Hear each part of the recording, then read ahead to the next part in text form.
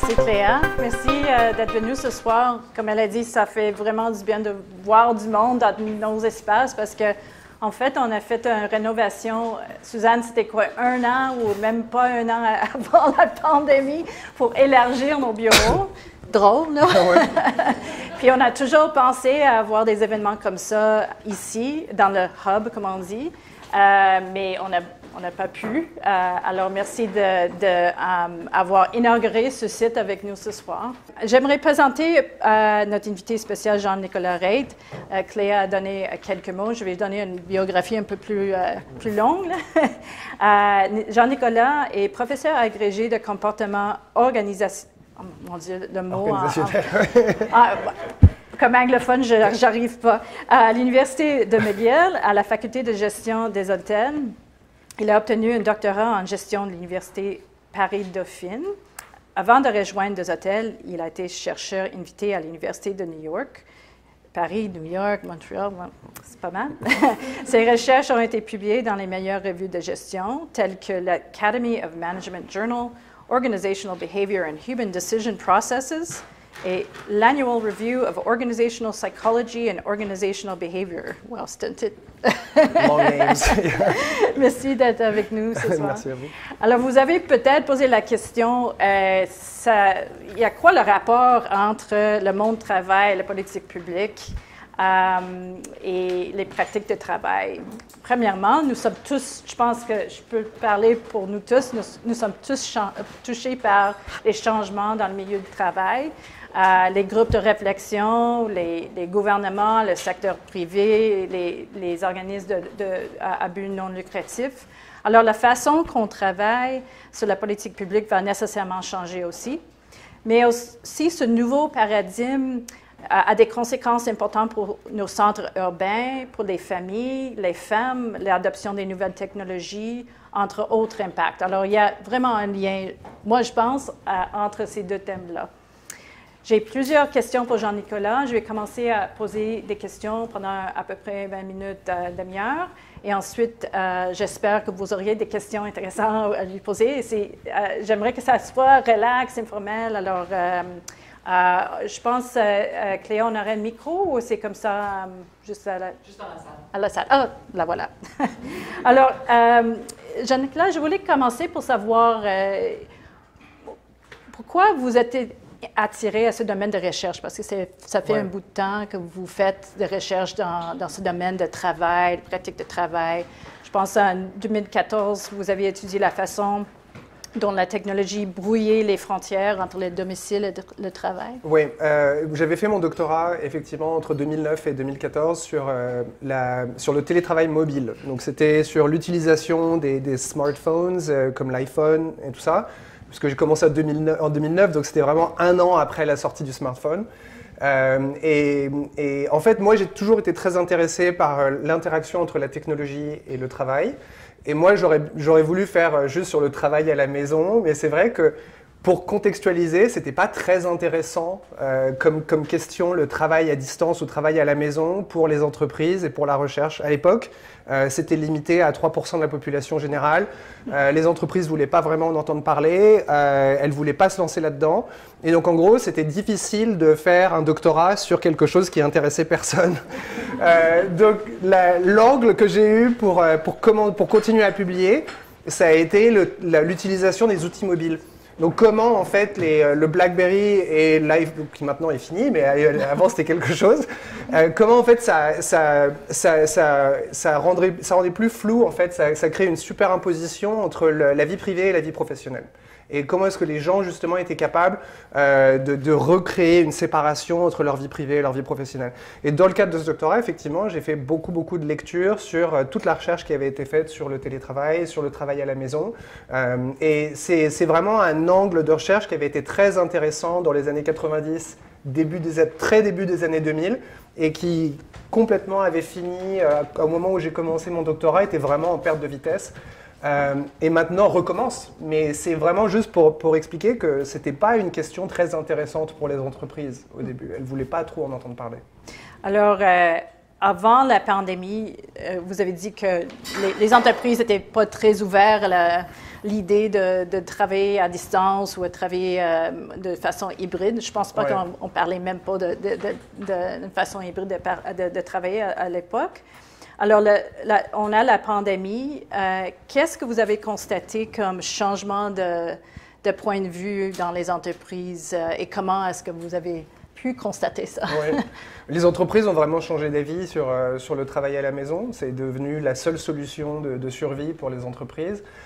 Et donc effectivement, les entreprises donc massivement se sont tournées vers le travail à la maison. Après, c'était une période pour un chercheur qui était un peu, pour moi, qui avait été un peu triste de voir en fait les entreprises réinventer la roue. Et se confronter aux problèmes qui avaient déjà été déterminés dans la recherche, des questions qui avaient déjà été répondues. Par exemple, donc vous disiez sur le travail hybride, en fait, on savait déjà avant la pandémie, on le savait très bien, que envoyer les gens chez eux en temps complet, ça ne marchait pas. Je veux dire, c'est quelque chose, ça avait été déjà déterminé. Les entreprises qui faisaient du télétravail n'envoyaient pas les gens chez eux en temps complet. Toutes les entreprises, d'ailleurs, qui faisaient du télétravail avaient des plans de télétravail. C'est-à-dire qu'elles avaient une équipe de ressources humaines, elles avaient du training pour les gestionnaires, elles avaient des questionnaires, elles vérifiaient la santé mentale des employés. Il n'y a rien de tout ça qui a été fait quand on est passé à la pandémie. Et en fait, on s'en est vraiment, c'est plutôt que d'anticiper les problèmes, on a juste réagi aux problèmes au fur et à mesure qu'ils se sont présentés. Et c'est vrai que beaucoup de ce que j'ai fait pendant cette période-là, c'était vraiment juste réexpliquer de la recherche qui avait déjà été faite dans les années 2000 ou même les années 90 parfois, où on connaissait déjà ces réponses-là. Je pense que c'est pas vraiment la faute des entreprises, je pense que c'est le monde académique et le monde professionnel qui malheureusement sont un peu en déconnexion. On a divergé à un moment, le monde académique se passe sur un temps très long, très lent. Donc c'est vrai que je pense que les entreprises n'ont pas pris l'habitude de travailler avec nous, parce que nous, tout prend des années. Si moi je sais que parfois je travaille avec des entreprises, et ils me disent, voilà, est-ce que dans 3 mois, on pourrait avoir quelque chose? Et je leur dis, mais non, mais dans 3 mois, je n'aurai même pas l'autorisation de McGill. Je veux dire, c'est pas... Donc, je lui disais, ça va prendre des années. Je veux dire, c'est de répondre à une question, ça prend des années. Donc en fait, et après, un deuxième problème, au-delà de ça, c'est que comme on a arrêté de travailler sur le même calendrier que les entreprises, on a développé notre propre langage qui est quasiment incompréhensible pour une personne qui n'a pas fait de doctorat dans notre domaine spécifique. Et je dis même, il y a des gens, par exemple, je ne sais pas, en comptabilité, qui parlent le langage de comptabilité. Il y a des gens qui sont en comportement organisationnel qui parlent le langage de comportement organisationnel. Et effectivement, on est très focalisé sur la théorie, Après, quand on a des statistiques, c'est très avancé, donc les entreprises ne les comprennent pas ou ne savent pas vraiment quoi en faire. Et donc, je pense que ça a été une période qui a été assez surprenante pour moi et un peu triste. Un peu triste, ouais. Et vous avez, si je me rappelle bien, vous avez... Merci. Merci. Vous avez écouté les appels de PDG à l'époque pour savoir de quoi ils parlaient. Là. Je fais beaucoup de recherches sur le langage que les gens utilisent et effectivement, notamment un dataset que j'ai beaucoup utilisé, c'est les téléphones. Donc, en anglais, ça s'appelle les earnings calls. Je ne sais pas comment, en français, je crois qu'on dit les conférences de... Je ne sais pas. Actionnaires. Oui, donc en tout cas, c'est des conférences où un PDG répond aux questions des actionnaires et répond aux questions d'analystes. Et donc l'objectif, tout ça, c'est trimestriel. Donc, ils se rencontrent tous les trimestres et ils répondent par téléphone aux questions. Et tout ça, c'est retranscrit. Et il y a notamment 200 entreprises canadiennes, les plus grandes entreprises canadiennes, pour lesquelles ces entretiens sont retranscrits.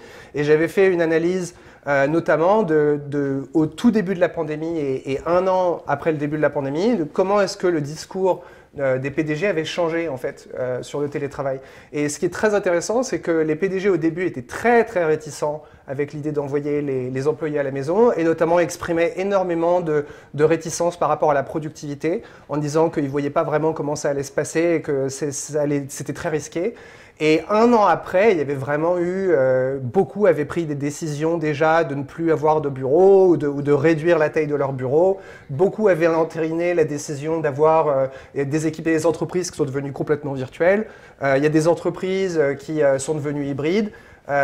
Peu d'entreprises qui sont revenues complètement à ce qu'il y avait avant, puisque c'est devenu maintenant un des modes de travail dans l'arsenal de l'entreprise. Ce n'est pas pour tout le monde, le travail hybride, mais pour beaucoup de gens, c'est plutôt bien. Et il y a beaucoup d'employés qui voient ça comme un avantage d'avoir cette offre-là. Et donc, c'est devenu une offre qu'on peut faire à un employé pour attirer un employé. Et notamment, ce qu'on voit maintenant 3 ans après le début de la pandémie, c'est il y a des problèmes de rétention des employés. Le vrai problème maintenant, c'est retenir les employés, puisque les employés maintenant, en fait, si vous leur dites non, on revient tous au bureau, de toute façon, ça marchait pas. Le problème, c'est que ça marchait avant qu'on ait la preuve que c'était faux. C'est-à-dire qu'avant qu'on ait la preuve que c'était faux, quand on n'avait que 3% de la population qui le faisait, et d'ailleurs 3%, c'était souvent des gestionnaires, c'était souvent des gens seniors, puisqu'il y avait la logique que quelqu'un qui n'est pas vice-président ou gestionnaire n'est pas capable de se contrôler chez lui. On ne peut pas l'envoyer chez lui, il ne va pas travailler, il va dormir, etc. Et donc en fait, on leur refusait ça, on laissait que à des gestionnaires très sélectionnés l'opportunité d'avoir cette flexibilité. Maintenant que cette digue est tombée, tout ça d'ailleurs se fait dans un cadre, et j'espère qu'on pourra en parler, mais vraiment dans un cadre qui est compliqué pour les familles, puisque maintenant, dans beaucoup de familles, les 2 parents travaillent, il faut 2 salaires pour soutenir une famille, mais il faut aussi s'occuper des enfants. Donc il y a beaucoup de parents en fait, pour qui c'est très très séduisant d'avoir une journée à la maison pour vraiment avoir plus de flexibilité. Ouais. Mm-hmm. Mais justement, parlons de l'ancien paradigme dans lequel on travaillait. Alors, on est, je pense, toujours dans un processus d'évolution, je sais pas. Oui. Non, mais la semaine de travail traditionnelle, qui est les 40 heures, de lundi à vendredi, de 9h à 5h, ça a été inventé il y a 100 ans, et c'était inventé par Ford, et c'est Henry Ford qui avait dit on va pas travailler 50 heures, et on va travailler 40 heures, et puis il avait aussi mis des congés, et il avait mis des salaires qui étaient suffisants pour que un parent, donc à l'époque c'était des hommes, mais un parent sur 2 puisse travailler, et le deuxième parent reste à la maison et s'occupe des enfants. Et donc ça permettait d'avoir une séparation des tâches avec le salaire qui permettait de maintenir les deux. Et au final, on se retrouve en fait maintenant 100 ans plus tard avec une productivité horaire qui a triplé par rapport à il y a 100 ans, mais on ne travaille pas 3 fois moins et on ne gagne pas 3 fois plus. Donc il y a un peu comme un problème de mathématiques là-dedans.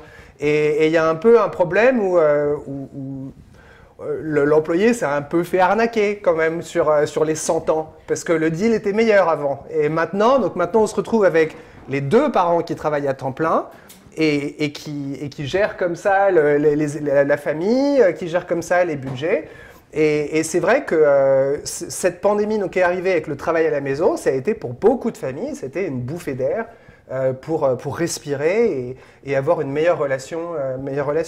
Et donc c'est vrai que le fait que cette digue soit tombée aussi sur la localisation du temps de travail, ça a après posé des questions sur le temps de travail. Et notamment, est-ce que c'est normal, par exemple, de continuer à travailler 40 heures 100 ans après qu'on ait déterminé qu'une semaine, ce soit 40 heures.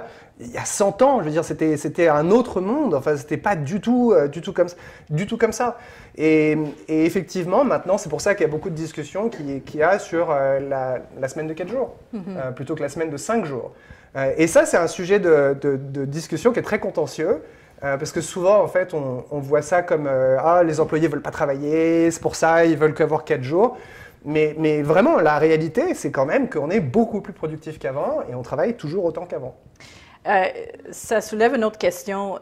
Des gens qui travaillent à la maison, mettons 2, 3, 4 jours par semaine, 5 jours par semaine, comment faire une ligne entre le travail et la vie personnelle? Oui, d'ailleurs, vous avez fait le doctorat sur ça. Parce que, comme moi, j'ai un bureau dans mon family room, comme on dit. Où il y a la télé, mes enfants viennent regarder la télé, mais il y a l'ordi est là aussi. Alors, ça peut être 10 heures, 11 heures le soir. Je peux aller checker les courriels, mais est-ce que ça, comme vous avez dit, brouille les Oui, ça brouille les lignes? frontières, absolument. Donc c'est difficile. Le télétravail, ce qui est difficile avec le télétravail, c'est que c'est l'entreprise qui empiète sur le monde privé. Et donc ça veut dire, par exemple, si vous avez un téléphone dans la poche, vous recevez vos emails tout le temps. Et donc vous allez peut-être même commencer votre journée en regardant vos emails et terminer votre journée en regardant vos emails. Si jamais vous recevez, vous êtes en train dans un événement familial, peut-être que vous allez même vous dire « Ah, mais il y a quelque chose d'autre avec le travail qui est en train de se passer », vous allez garder un œil sur le travail. Donc c'est difficile de jongler entre les deux et il n'y a pas vraiment de meilleure solution parce qu'il y a des gens pour qui ça marche bien. Et il y a des gens pour qui ça marche pas bien. Il y a des gens, ils ont besoin d'avoir cette frontière. Et il y a des gens, ils préfèrent jongler les deux et avoir un peu les deux en même temps. Mais donc effectivement, ce qu'on voit dans les entreprises même, et tout ça c'est de la recherche vraiment qui a 20 ans ou 30 ans, donc c'est vraiment quelque chose qui avait déjà été déterminé, mais ce qu'on voit dans les entreprises qui sont sérieuses sur le télétravail et qui avaient vraiment des plans de télétravail, c'est on ne laisse pas n'importe qui télétravailler, c'est quelque chose qui se fait sur sélection, donc il faut par exemple que la personne elle sache faire son travail, parce que sinon on ne peut pas l'envoyer chez lui tout seul comme ça, se débrouiller, débrouille-toi, va chez toi et puis c'est tout. Non, il faut que la personne sache faire son travail. Et puis après, il faut que la personne, notamment, beaucoup d'entreprises disent, avant la pandémie, donc il faut un bureau séparé. Et puis l'entreprise était sérieuse aussi, donc elle paye l'ordinateur, elle paye le téléphone, elle paye la connexion à Internet. Tout ça, c'était vraiment vu de façon structurée, sérieuse. Il y a des évaluations de travail qui sont faites. Si la personne, on voit que ça va pas, on voit que ça marche pas, la personne revient sur, et après on peut réfléchir à la renvoyer encore chez elle pour 2-3 jours par semaine, peut-être 6 mois plus tard ou 1 an plus tard. Mais en tout cas, il y avait vraiment un suivi. Les entreprises qui prenaient le télétravail de façon sérieuse, il y avait beaucoup de recommandations qui sont donc envoyez pas les gens tout seuls chez eux pour toute la semaine. Il faut financer ce que beaucoup d'entreprises font pas même maintenant, la connexion Internet. Il faut financer l'équipement, un bureau, une chaise de travail. Tout ça, c'est des choses qui sont importantes. Et c'est vrai que moi, je vois par exemple, quand on a fait le changement de la pandémie, le gros problème que les gens avaient, c'était qu'ils n'avaient pas de chaise de travail chez eux. Et il y avait beaucoup d'entreprises. Oui. C'est ça. Et moi, je me souviens même à McGill, où notamment, il y avait des employés qui n'avaient pas de chaise de travail. Et en interne, quand on essayait de faire qu'ils aient une chaise de travail, on nous expliquait qu'en fait, il y avait une sorte de régulation qui disait qu'on ne pouvait pas avoir le double d'équipement par personne. Donc, s'ils avaient une chaise au bureau, ils ne pouvaient pas avoir une chaise chez eux. Bon. Donc, c'est stupide. Enfin, voilà. Donc, c'est juste... Oui, voilà. Non, mais donc vous avez des gestionnaires effectivement qui ont fait ça, qui ont pris leur voiture parce qu'après on savait, personne savait qui va faire quoi et tout ça, et donc il y a beaucoup de gestionnaires. Ça a mis beaucoup de pression, notamment sur ce qu'on appelle les middle managers, qui sont donc tous les gestionnaires qui sont pas les PDG, donc qui n'ont pas tout le pouvoir de décision, mais qui sont en contact avec les employés. Et donc il y a eu énormément de stress dans ces moments-là, et donc notamment trouver un ordinateur pour les gens. Ça a été très compliqué parce qu'il y avait beaucoup d'entreprises, ils n'avaient pas les laptops pour tout le monde. Trouver une chaise de travail, un bureau, faire que la connexion Internet elle marche. Il y a beaucoup de gestionnaires en fait qui se sont retrouvés en charge de tout ça. Il y a différents points de vue qu'on lit dans les journaux. Par exemple, il y a Disney, Amazon, Starbucks qui ont décidé de dire « OK, hop, tout le monde doit rentrer au bureau ». Puis d'autres comme Spotify, je pense à Ottawa par exemple, qui est allé complètement l'autre direction, puis ils sont complètement hybrides, ou pas hybrides, mais complètement à distance. Ouais. Alors, comment évaluer les idées concurrentes sur la productivité? Parce qu'il y a d'une main, il y a Amazon qui dit non, les gens sont plus productifs à la maison qu'au travail, puis d'autres qui pensent que c'est bien d'avoir un système hybride ou un nouveau paradigme. Mais je pense que tout ça, ça revient un peu, et c'est des différences qui sont très profondes, même de psychologie en fait, chez les PDG, chez les gestionnaires, et qui, à mon sens, sont beaucoup sur la confiance avec les employés. Est-ce que vous faites confiance à vos employés, ou est-ce que vous pensez qu'en fait, et il y a beaucoup de gens comme ça, et c'est un peu triste, mais notamment il y a une grosse différence sur la perception des autres humains. On ne sait jamais ce qui se passe dans la tête des autres. On ne sait pas, on ne saura jamais. Et même, vous ne pourrez jamais être certain d'ailleurs que quelqu'un vous dit la vérité, c'est impossible, parce qu'il pourrait toujours vous mentir. Mais ce qui est important, c'est est-ce que vous accordez votre confiance à quelqu'un ou est-ce qu'au contraire, vous ne leur accordez pas la confiance? Et donc, notamment pour le travail à la maison, si vous partez du principe qu'un employé, en fait, n'est pas très intéressé par la productivité, qu'un employé, en fait, il est plus intéressé par son salaire, et que s'il a l'opportunité de travailler moins, il travaillera moins. Et donc ça, vous avez des PDG qui réfléchissent comme ça. Et s'ils réfléchissent comme ça, effectivement, le télétravail, c'est une très mauvaise idée. Ils vont se dire, oui, les gens vont dormir, il ne va rien se passer, le travail n'est pas fait, etc. Si au contraire, vous pensez que l'employé est intelligent, motivé, veut avoir une bonne carrière et que vous êtes là pour fournir un cadre pour que cette personne soit performante, dans ces cas-là, le télétravail, ça peut bien marcher. Mais ce qu'il faut effectivement, il faut que la direction y croit. Si la direction n'y croit pas, si la direction part du principe que en fait, les employés ne sont pas très efficaces et qu'il faut toujours les contrôler. Par exemple, vous avez beaucoup d'entreprises comme ça, où on contrôle la productivité, on demande aux gens de signer quelque chose quand ils arrivent, de signer quelque chose quand ils s'en vont. On regarde, il y a eu beaucoup d'entreprises qui ont mis en place des systèmes d'espionnage de leurs employés, où on compte le nombre de clics pour voir s'ils cliquent. Enfin bon. Tout ça, moi, il y a des PDG avec qui j'ai parlé qui me disaient mais qu'est-ce qui me prouve que mes employés n'ont pas 2 emplois ou 3 emplois? Mais c'est de la pensée toxique de penser comme ça, c'est stupide. Les gens ne veulent pas 3 emplois. Enfin, c'est pas... Et puis je veux dire, et même à la limite, c'est terrible de penser, enfin, un PDG n'est même pas capable de savoir si quelqu'un travaille ou pas. Donc il y a le vrai problème sous-jacent, c'est qu'on ne sait pas mesurer la productivité. Et donc on regarde en fait sur des mauvaises mesures de productivité comme le nombre d'heures, le nombre de clics, le nombre d'emails et des tas de choses comme ça. Alors qu'en fait, la réalité c'est qu'il faudrait déterminer quels sont les objectifs de productivité d'un employé. Que l'employé... Et après, il y a une deuxième couche qui vient s'ajouter à ça, qui est que... l'employé dans une tour de bureau de 9h à 5h, il n'y a personne qui a dit qu'il travaillait.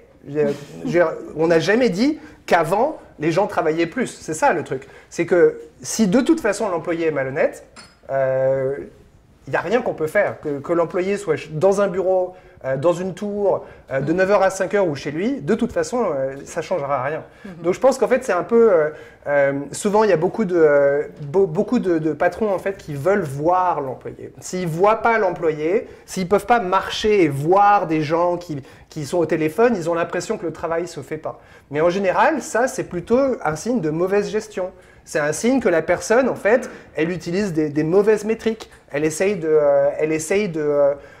se rassurer. C'est un peu comme les enfants qui ont un nounours.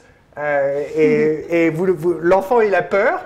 Il dit qu'il y a un monstre sous le lit. Vous lui donnez le nounours en disant « voilà, il va te protéger ». Mais la réalité, c'est que si le monstre est vraiment sous le lit, le nounours, ça sert à rien.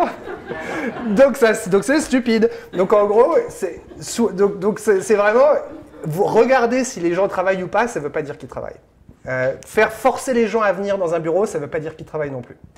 Il y a des autres raisons que ces compagnies donnent, par exemple... pardon. Par exemple, qu'il y a un manque de mentorat dans les compagnies, des entreprises, parce que des gens ne sont pas ensemble, que des gens ne font plus des amitiés, qu'on n'a pas un sens d'équipe, parce qu'on est plus ensemble comme avant. Que dites-vous? Je suis d'accord, effectivement, mais en fait, ça avait déjà été répondu par la recherche déjà il y a très longtemps, en disant que le travail hybride, c'était, et donc notamment, ça avait déjà été déterminé que le travail hybride, c'était the way to go. C'était vraiment la meilleure solution, parce que, notamment, effectivement, si vous envoyez les gens chez eux tout le temps, vous prenez un risque d'accentuer les différences. Vous prenez un risque que les gens qui sont mal connectés deviennent encore moins bien connectés à d'autres gens. Que les gens qui... et nous, c'est quelque chose qu'on a vu aussi même à l'université, c'est que c'est difficile de détecter quand les choses se passent, puisqu'on ne voit pas les étudiants, on n'interagit pas avec eux. Mais à partir du moment en fait, où les gens peuvent revenir à l'entreprise 2 jours par semaine ou 3 jours par semaine, la recherche vraiment démontre qu'il n'y a pas de différence après en termes de culture parce que l'entreprise, ce n'est pas non plus un club social. L'entreprise, ça reste un endroit de travail et donc il faut qu'il y ait un aspect social, mais le principal élément, c'est que les gens soient dans un bon environnement de travail pour être productifs. Et donc très souvent, en fait, que ce soit à la maison ou pas, ça ne change pas beaucoup. Et après l'important, c'est de changer la façon dont on gère ces événements. Donc effectivement, c'est vrai que en termes de culture, et notamment la recherche que j'avais faite sur les PDG, il y avait beaucoup de ça qui était comment est-ce qu'on va maintenir la culture. Mais ça, c'est plus un argument que j'ai vu chez des PDG dans l'immobilier. Puisqu'effectivement, ça se passe très mal pour un PDG d'immobilier. Je veux dire, c'est pas la bonne période. L'immobilier de bureau, c'est pas maintenant qu'il faut se lancer dedans. Donc effectivement, les PDG d'immobilier de bureau sont très très négatifs par rapport au travail à la maison. Ils pensent que c'est nul et qu'il faut que tout le monde soit dans des tours. Mais entasser des gens dans une tour, créer des mégalopoles immenses où les gens passent 1 heure, 2 heures par jour dans les transports, c'était pas non plus le rêve. Enfin, c'est pas comme si avant c'était l'utopie et que maintenant, maintenant quand on travaille chez soi, c'est horrible. Je pense que ça a vraiment rajouté, et c'est pour ça notamment que beaucoup d'entreprises sont passées au travail hybride, parce que ça leur a rajouté, après il y avait un aspect financier beaucoup derrière aussi, hein, mais ça leur a permis d'avoir plus de flexibilité par rapport à quelque chose qui a toujours été un problème, qui est un bâtiment, ça prend des années à construire, mais les équipes, ça peut peut-être, il y a des équipes, regardez Amazon et tout ça, ils ont doublé de taille en 6 mois, enfin je veux dire, comment vous faites quand vous devez avoir un vrai bâtiment? Vous ne pouvez pas. Donc les entreprises sont vraiment adaptées à ça, et alors c'est vrai qu'après, il y a cette question qui est comment est-ce qu'on maintient une culture organisationnelle forte quand les gens travaillent aussi depuis la maison. Moi, je pense que ça peut faire partie de la culture organisationnelle, d'avoir confiance envers les employés, qu'il y ait de la flexibilité, que l'employé soit quelqu'un qui est important, qu'on veut garder, qu'on veut bien traiter. Pour moi, ça peut vraiment être inscrit dans la culture organisationnelle. Après, j'ai pas vu de situation où il y avait des effets vraiment négatifs. Est-ce que nous avons comme... Encore nous avons comme entreprise, organisme, une responsabilité envers nos communautés. Et si je vois au centre-ville de Montréal, je pense que vous avez tous constaté, c'est parce qu'on travaille plus ou moins au centre-ville. Il y a des magasins, beaucoup de magasins fermés. Ça me fait penser un peu aux années 90 quand j'étais à l'université, que Sainte-Catherine était comme vide et ça recommence. Il y a pas, on a manqué un peu de vie dans nos centres urbains. Oui. Est-ce qu'on a une responsabilité envers les commerçants, envers les gens qui travaillent au centre-ville, entre la communauté comme telle? Oui, je pense que ce serait bien, mais je pense que les entreprises ne voient pas du tout de responsabilité. Je pense que surtout dans une économie de récession, avec une inflation qui est très élevée, je pense que les entreprises, elles réfléchissent vraiment à leur survie. Et c'est triste, mais c'est vrai que ce que vous voyez en ce moment, c'est une reconfiguration du paysage professionnel, où beaucoup d'entreprises, effectivement, réfléchissent à comment intégrer à leur avantage, justement, ce travail hybride. Après, effectivement, ça pose la question de qu'est-ce qu'on fait avec toutes ces tours de bureaux. Mais il y a eu, dans la plupart des grandes villes, il y a eu une crise de logement depuis très longtemps et qui n'a jamais été réglée. Donc c'est un peu comme s'il y avait une opportunité, je veux dire, de reconfigurer un peu aussi ces tours. Moi, personnellement, les grandes tours de bureaux où les gens sont comme des poules en batterie, c'est jamais le rêve de personne. Je pense vraiment que les gens ne veulent pas participer ils ne veulent pas être un parmi 1 million. Et donc je pense que ce serait bien si l'entreprise effectivement avait une responsabilité, mais c'est vraiment pas du tout quelque chose que j'ai entendu, malheureusement. Et je pense que ça, par contre, ça fait vraiment beaucoup plus partie de la politique publique. Et c'est quelque chose on ne peut pas faire confiance à l'entreprise pour sauver les centres-villes.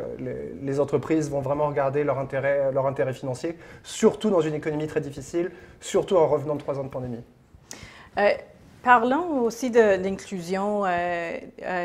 La pandémie a fait beaucoup changer la vie personnelle, professionnelle, surtout pour des femmes, oui. Des gens qui ont des aînés chez eux. Est-ce que ces changements dans le milieu du travail ont aidé des familles ou est-ce que c'est juste un changement et on a des autres défis à Non, je pense que affronter? ça a beaucoup aidé. Je pense que ça a beaucoup aidé beaucoup de familles. Je regardais, il y a des statistiques qui sont très parlantes, Statistiques Canada notamment, sur le nombre d'adultes qui s'occupent d'un parent, d'un aîné. Et qui sont notamment, ils sont les premiers qui s'occupent de vraiment tous les soins en fait. Donc je vois par exemple même parmi mes collègues, j'ai vu des employés où on ne savait pas, mais je peux réfléchir à une dame qui s'occupe de notre bachelor et je ne savais pas, mais elle s'occupe de sa mère qui a 90 ans et c'est la seule personne qui s'en occupe. Et donc en fait, il y a beaucoup de recherches qui montrent qu'il y a beaucoup de gens principalement des femmes, mais aussi des hommes, et qui s'occupent des aînés, qui s'occupent de leurs enfants. Et tout ça, en fait, c'est quelque chose qui est vraiment en addition, en supplément à un travail. Et par exemple, notamment sur les gens qui s'occupent de leurs parents, par exemple vieillissants, souvent, c'est quelque chose dont l'entreprise n'est même pas au courant. En fait, l'entreprise n'est pas informée, il n'y a pas d'aménagement d'horaire. C'est très rare qu'il y ait un aménagement d'horaire, puisqu'en général, en fait, les gens qui s'en occupent, en fait, ne demandent pas ou n'obtiennent pas d'aménagement d'horaire. Et n'obtiennent rien en fait. Donc je pense que ça a vraiment amené plus de flexibilité pour que les gens puissent s'organiser mieux et pour pouvoir mieux aider leurs enfants et aider leurs parents. Ouais. On a concentré notre conversation sur des travailleurs de savoir, Oui. mais est-ce qu'il y a un risque que dans le futur, il y aura un clivage entre les travailleurs de savoir et les travailleurs qui n'ont pas de choix. Ils doivent aller au travail, soit dans les magasins, soit dans un resto, soit dans une usine, malgré que nous, on peut travailler chez nous ou dans un bureau pour 3 jours par semaine ou 2 jours par semaine. Est-ce qu'il y a un risque qu'on voit ces deux mondes fait comme ça? Oui, alors, donc quand je parlais de Ford et du modèle Fordiste qui avait été inventé, les paramètres de ce modèle étaient... Donc, la logique sous-jacente, c'est que c'était du travail d'usine. Donc, en gros, 40 heures, lundi à vendredi, 9h à 5h. Et la raison pour laquelle tout le monde devait venir à l'usine, c'est parce que c'était de l'assemblage. Donc, s'il y a quelqu'un qui n'est pas là, c'est fini. On n'avance pas, on n'assemble pas. Il faut que tout le monde soit là dans la chaîne. Donc beaucoup de travailleurs du savoir, en fait, on est quand même sur une chaîne d'assemblage, mais sauf que c'est par email. Donc en gros, ça ne se passe plus en personne, donc on peut faire ça depuis chez soi. Mais il y a quand même des questions. Donc c'est vrai que si la localisation du travail est importante, donc par exemple quelqu'un qui travaille dans une usine ou quelqu'un qui travaille dans un magasin, effectivement, il n'y a pas d'autre solution. La personne va devoir travailler dans une usine ou dans un magasin. Après, la deuxième question, donc le deuxième paramètre du travail, ce n'est pas juste la localisation, c'est aussi le temps de travail. Et effectivement, les travailleurs de la connaissance ont beaucoup augmenté en productivité ces 100 dernières années, mais pas que. Aussi, les gens en usine aussi ont beaucoup augmenté en productivité.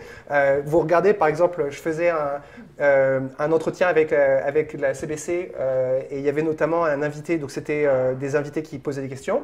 Il y en avait notamment un qui travaillait comme plombier et qui me disait oui, mais ça c'est très bien pour les gens qui travaillent, je sais pas, en ressources humaines, mais les plombiers, on fait comment? Et je leur disais, mais déjà rien que dans les 20 dernières années, avec le GPS et le smartphone, déjà il y a plusieurs heures par semaine qui ont été gagnées de productivité dans toutes les professions qui devaient se déplacer chez les clients. Mais là aussi, tous ces gains de productivité ont été alloués entièrement au profit et au salaire, c'est tout. Il n'y a rien qui a été fait sur la réduction du temps de travail. Et donc en fait, la question c'est à quoi va ressembler le travail de l'avenir? Qu'est-ce qu'on peut faire à l'avenir et quel va être le modèle à l'avenir?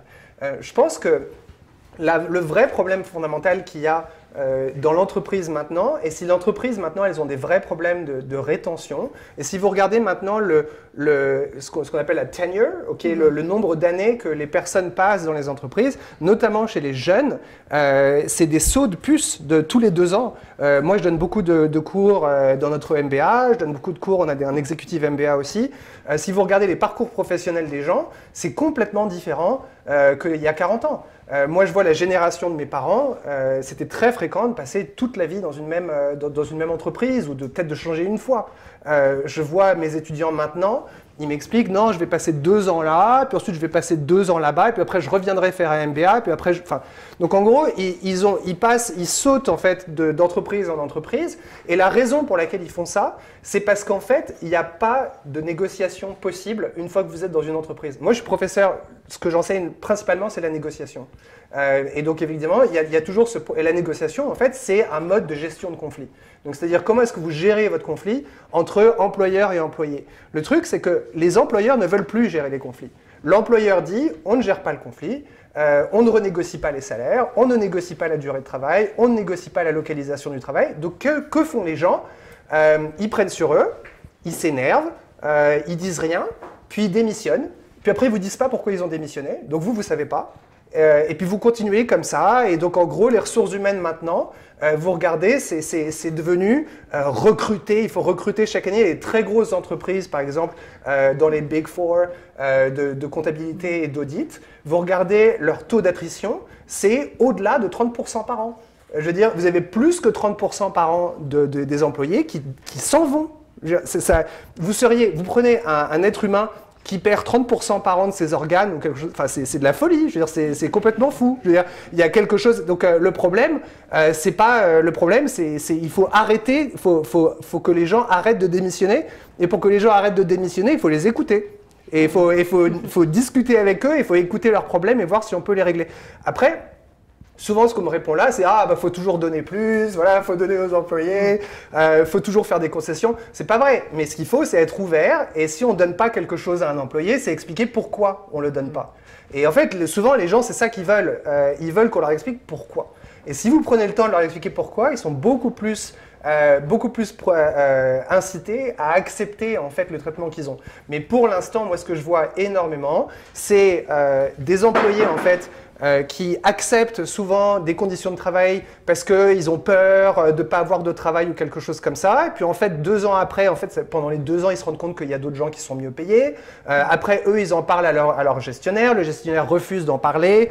C'est des conversations qui sont très désagréables. Donc après, l'employé comprend que de toute façon, il n'y a rien qui sera fait et ils continueront à être traités de façon injuste, ou en tout cas, eux le voient comme ça, où ils sont traités de façon injuste, et finissent même parfois par devenir hostiles à l'entreprise. Et c'est ce qu'on voit maintenant avec le quiet quitting, ou même avec les gens qui sabotent l'entreprise, parce que juste, ils sont furieux, parce qu'ils ont l'impression qu'on ne les écoute pas, qu'ils n'ont pas d'importance, qu'ils ne sont pas traités correctement. Et effectivement, maintenant, vous regardez beaucoup d'employés, et moi ça arrive très fréquemment, des anciens étudiants qui n'ont jamais pris de cours de négociation, mais qui ensuite me recontactent 2 ou 3 ans après avoir été diplômés et qui disent ma première expérience, je me suis rendu compte que quelqu'un est payé 20 000 $ de plus que moi par an alors qu'il a moins d'expérience, j'en ai parlé, personne ne s'intéresse à ça, moi je veux démissionner, je veux partir, enfin voilà. Ils sont très focalisés sur partir. Et le problème là-dedans, c'est que l'entreprise n'est pas au courant de ce qui se passe, ne comprend pas pourquoi ça se passe, puisqu'en fait, elle n'a jamais géré le problème, ça n'a jamais été entré dans un document à aucun moment. Donc en gros, tout ce qu'on sait, c'est que la personne a démissionné, et même si vous faites une exit interview avec eux, ils ne vous diront pas. Ils ne vous diront pas pourquoi ils ont démissionné, parce qu'ils ne voient pas l'intérêt, en fait. Ils ne voient pas pourquoi ils vous le diront, ça ne vous intéressait pas avant, il n'y a pas à vous le dire maintenant. Et même encore, ça ne leur rapporterait rien de vous le dire. Parce que tout ce qu'ils peuvent faire, c'est couper les ponts, détruire une relation. Pourquoi faire ça? De toute façon, vous allez déjà partir. Donc en gros, les employés vous disent qu'ils ont trouvé un job ailleurs ou qu'ils vont démissionner. Vous essayez de les rattraper parce que c'est la première fois que vous en entendez parler. Vous vous dites, mais je ne savais même pas. Parce qu'en fait, le patron, ce qu'il avait fait, c'est juste qu'il avait évité la négociation ou évité de gérer le conflit. Donc la personne a décidé d'aller ailleurs. Et en fait, une fois que la personne a décidé d'aller ailleurs et qu'elle vous dit qu'elle va partir, c'est trop tard, c'est fini. Dans leur tête, ils sont déjà partis. Dans leur tête, c'est fini. Ils ont déjà déterminé que c'était plus ici qu'ils allaient continuer leur carrière. Le problème, c'est que ces coûts de recrutement, donc tout ce qui est le coût de quelqu'un qui part, on ne comptabilise pas ça. On ne comptabilise pas combien ça coûte à l'entreprise. Moi, je me souviens, notre doyenne on a changé de doyenne au tout début de la pandémie. Et donc, on a eu un doyen intérimaire, une personne qui était vraiment très intelligente, brillante, professeur, mais 83 ans, donc très old school et tout ça. Et moi, je me souviens d'avoir un rendez-vous avec lui où il me disait bon, de toute façon, Jean-Nicolas, on va faire revenir tout le monde. Tout le monde va revenir et puis c'est fini, c'est comme ça. Et moi, je lui disais, si vous faites ça, on va perdre Linda, qui est notre secrétaire. Je veux dire, ça fait des années qu'elle demandait à avoir du télétravail. Vous lui dites qu'il faut maintenant, il faut revenir, elle ne va pas revenir. Elle va aller ailleurs, et puis elle va aller apporter son intelligence à Concordia ou à HEC, où elle sera payée pareil. Et la différence, par contre, c'est que nous, notre département, n'aura plus personne pour le faire tourner. Donc nous, il va falloir qu'on trouve quelqu'un d'autre et qu'on l'entraîne, qu'on lui explique. Mais on n'est même pas sûr qu'on aura la même qualité que Linda. On ne sait même pas si on aura quelqu'un qui sera du même niveau. Donc en fait, toute cette espèce de logique qui n'a pas été réfléchie, qui est juste basée sur de la peur, sur des stéréotypes, sur une crainte qui est irrationnelle, en fait, tout ça, ça peut vraiment avoir des grosses conséquences chez l'employé. Et effectivement, je suis bien content qu'on n'ait pas fait revenir tout le monde et Linda continue à rester. Parce que notamment, tout ça, c'est des problèmes, mais il y a des gens qui ont des problèmes médicaux. Il y a des gens, par exemple, qui ont des traitements et on ne le sait pas, ils ne vous le disent pas. Il y a des gens qui ont des faiblesses à certaines parties de leur corps et qui ne veulent pas prendre les transports en commun pendant que tout est bondé avec beaucoup de gens parce que ça leur fait peur. Et tout ça, en fait, c'est des choses, on n'y réfléchit pas. Il y a des gens qui ont des enfants qui sont special needs. Il y a des gens qui ont des parents et c'est les seuls à s'en occuper. Et en fait, tout ça, on ne le sait pas. Mais c'est des facteurs qui sont très, très importants pour les gens parce que c'est leur vie. C'est beaucoup plus important qu'un travail pour eux, parce que c'est leur famille, c'est leur vie, c'est leur santé mentale à eux. Et effectivement, donc, vous leur dites non, tout le monde revient, c'est fini, c'est comme ça. Ben, ils démissionnent, ils s'en vont, et puis vous avez perdu les meilleurs employés. Parce que qui démissionne? Ce n'est pas les pires employés, c'est les meilleurs. Parce que c'est eux qui ont des alternatives. Les pires employés, ils n'ont pas d'alternative, donc vous les gardez. Mais les meilleurs employés, ils s'en vont, et ils vont ailleurs. C'est ça, et c'est ça le vrai problème. Mais donc je trouve que c'est et effectivement tout ce qui est notamment cette attrition, donc les gens qui démissionnent, les gens qui partent, ils partent avec leurs clients, les gens qui partent avec leurs contacts. Nous on a perdu des gens dans la faculté. Effectivement on se dit bon, il va falloir retrouver quelqu'un à ce niveau-là. C'est pas évident. On avait de la chance d'avoir certains de ces employés. Bah, là effectivement il faut donc c'est pour ça que je trouve qu'il faut regarder vraiment la totalité du tableau. On ne peut pas regarder que par exemple est-ce qu'on est plus productif juste chez soi versus au bureau. Il faut regarder, ok, mais si par exemple je fais revenir tout le monde au bureau, que la moitié des gens démissionnent, est-ce que j'ai gagné quelque chose là-dedans? Est-ce que non, c'est nul. C'était une mauvaise décision et puis voilà. Donc c'est pour ça, moi je vois il y a certaines entreprises effectivement, mais il y a des entreprises par exemple qui vont vous expliquer qu'ils ne recherchent pas non plus les meilleurs employés, ils ont besoin d'un gros nombre d'employés. Donc en fait, ils peuvent se permettre d'avoir un taux d'attrition très élevé. Mais il y a d'autres entreprises où au contraire, ils veulent rester vraiment en contact pendant très longtemps avec leurs employés parce que notamment, je ne sais pas, en consulting par exemple, c'est difficile d'entraîner un consultant, c'est pas évident. C'est cher, c'est beaucoup de temps d'entraîner quelqu'un. Oui, et puis après, il y a tous les coûts indirects. Après, il y a aussi, vous avez, donc par exemple, je ne sais pas moi, Linda démissionne, ça veut dire que la dame qui est à côté de Linda va devoir faire son travail. Alors elle n'est pas contente, donc elle va peut-être démissionner aussi. Enfin, je veux dire, il y a des tas de choses qui se passent dans ces conditions-là. Et c'est vrai que c'est pour ça que moi je pense vraiment qu'il faut avoir plus de dialogue en fait dans l'entreprise. Il faut accepter de parler des sujets qui sont difficiles, parce que si on n'en parle pas, en fait, la seule chose qu'on va pouvoir faire, ça va être gérer les dégâts. C'est tout. On va juste pouvoir mitiger les dégâts une fois qu'ils sont déjà arrivés. On ne va gérer les problèmes que quand ils arrivent. Et ça, c'est de la mauvaise gestion. Le bon gestionnaire anticipe les problèmes. Il ne gère pas que les problèmes qui se posent devant lui. Merci, Jean-Nicolas. Merci d'être venu ce soir. Puis,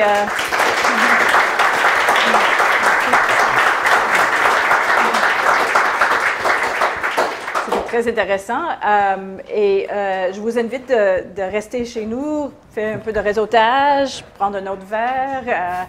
Il y a quelque chose à manger aussi. Et surtout, si vous n'êtes pas inscrit à nos infolettres et à nos courriels, s'il vous plaît, le faire. Puis on va faire parvenir des autres invitations pour des autres événements comme ça, soit dans nos bureaux, soit dans une conférence. Mais merci encore une fois pour être avec nous ce soir. Merci. Merci.